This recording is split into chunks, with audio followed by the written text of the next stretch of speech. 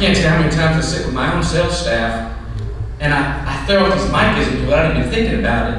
And I sit back and I realize it's Mike speaking to me. Like, here's a good one. Don't worry about the donkey piled on the cart. And as my sales staff, and I'm telling them I can see Mike, but I'm telling them, and I look back and that was all Mike. And I'm telling them, like, don't worry about how we're going to make it work. Just sell all this stuff. We'll figure it out. And when I tell them the craziness about don't worry about the donkey, they're just like, did you say donkey? I'm like, so. But before I get ahead of myself, I heard all these different stories of Mike, and they were all the same from all different perspectives. It was just a living legend. That was Mike. It was what he cared about. It was all about family and friends. It was about him being a mentor. And of course, I thought it was just to me, but it was to everybody. He literally mentored to everybody. And it wasn't, sometimes, like many people said, I didn't want to be mentored. There was things that, and I know where it came from. He loved his God like nothing else. And in the story of Jesus leaving the 99 to get the one, Mike would leave everything else and come to you. It doesn't matter if it was an hour away, a plane trip away, and if it was something so minute, like him coming to me to get on to me about holes in my jeans. And fast forward 7 years, and I'm looking at a nice family photo of me wearing those holy jeans, and I hear Mike, don't wear those stupid holy jeans no more. So Mike, I threw them away. I literally looked at that picture one day and I was like, freaking Mike was right again, as usual. So I don't own those pants anymore. I know Mike would be happy about that. But just the lessons that I know Mike left with us that just keep on resonating. Business, family, people, God above all, and indirectly, what I learned from Mike, and one of the biggest things, was his love for Amy. And it was lessons for us on how we're supposed to love our spouse. Whew, Mike loved you. It was big. And to the people that said it, Mike changed, he was different. After Amy, it was so true. It was so true. I know Amy and my mother worked together at the bank, and I know it was just a whole different situation after Mike met Amy. And how I even met Mike, as a guy in Shreveport. Mike's up in Texarkana. Funny story itself is I offered to mentor his son, to Matt. And I remember the first day, as many have said, his intrusive mentorship. He walked into the bathroom at Buffalo Wild Wings when we were supposed to all be meeting, and Matt wasn't there. Matt was out there at the table eating wings. And Mike walks in there, and I had never met Mike in my life, and he says, and I remember this, he says, why are you mentoring my son? And that resounded to me, Matt, because it wasn't, why are you mentoring my stepson? You were family. The minute you were family, you were family.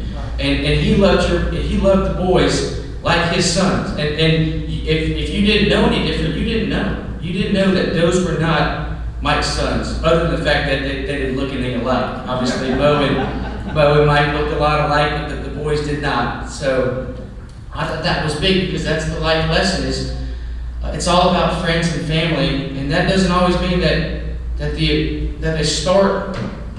The start was the accumulation, but it's the end. It's where you end up. So I thought that was big.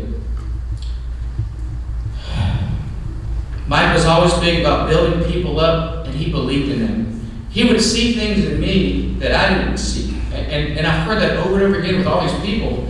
And it was like, man, I want to be like that. I want to see the best in everybody.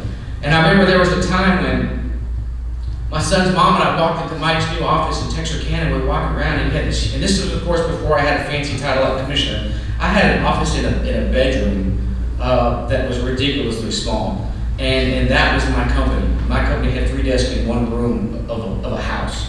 So I had no office. And I remember my son's mom saying, wow, look at this amazing office. And he stopped her and he said, his office is going to be bigger than mine. And I'm like, well, he's crazy. He's never seen my office. It's big. And fast forward 10 years, Mike was right. And it just goes to show how much he believes in people. I remember one day Mike and I were sitting down, and we were going over the volatility of the U.S. dollar and just the world news, and it was always so cool how he would teach me stuff about the world. And I told him I'm going to start getting these silver coins. Like once a week, I'm going to collect silver coins. And like silver is $18 an ounce at the time. And Mike says, "Silver, no! You every week go buy you a gold coin and put it in your safe." And I'm sitting there looking at my wallet like, Mike, I can't just go buy a gold coin every Friday.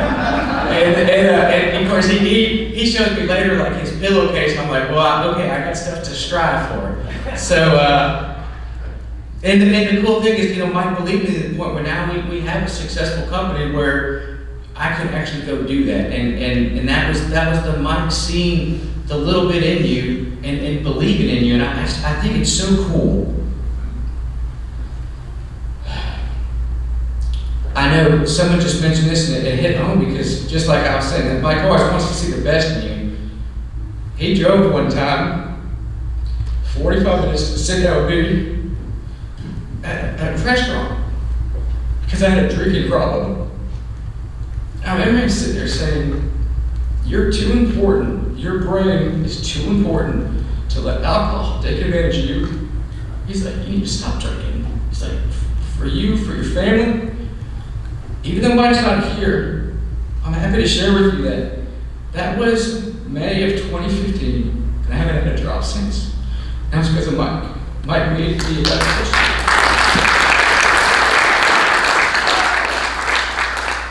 So, I know I'm better because I did Mike. I know this isn't a memorial, not at all. This is a celebration.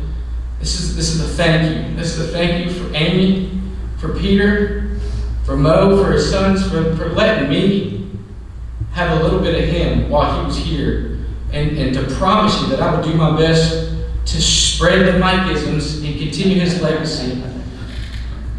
I know the Bible says that we have 3 generations that we can interact with, that we can affect. I have a feeling, like Lonnie said, the living legend, he's going to far surpass 3 generations. I know I'll spend the rest of my life remembering what Mike did for me and teaching other people. And I thank you for the time that I had to share this stuff with you and the isms that I didn't get to share with Mike, but that through y'all, I'm still getting mentored even today. Thank you guys.